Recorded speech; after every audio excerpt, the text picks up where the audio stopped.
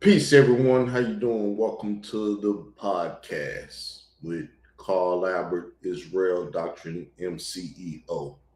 Today we got a show that speaks for my belief. This is how I feel. I put it in text to speech, and I'm going to let it speak, and I'm going to be quiet. After you hear this, you might never look at your faith the same way again.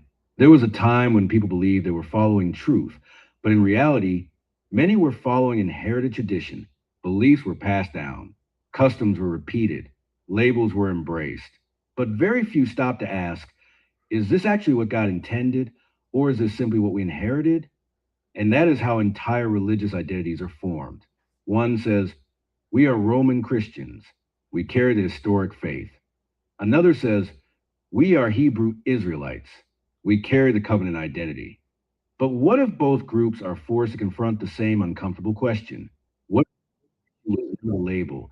But whether the foundation underneath that label has actually been examined, because truth is not validated by repetition.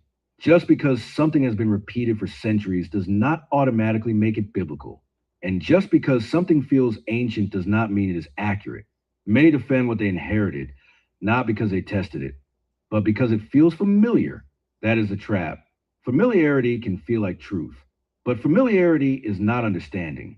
A Roman Christian may inherit doctrine through councils, creeds, and tradition without ever asking whether those teachings align with the original faith once delivered. A Hebrew Israelite may inherit identity claims, covenant arguments, and lineage teachings without ever asking whether they truly understand the spiritual and scriptural foundation beneath those claims. Both can become defenders of systems they never personally examined.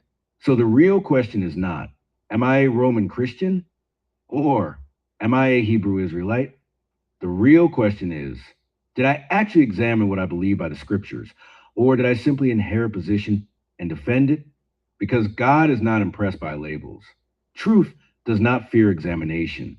And if this makes you uncomfortable, good, because uncomfortable questions are often the doorway to genuine understanding.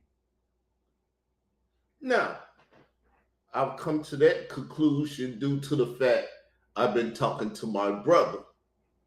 And my brother come with some very, very uncomfortable questions. I let him pretty much handle the conversation.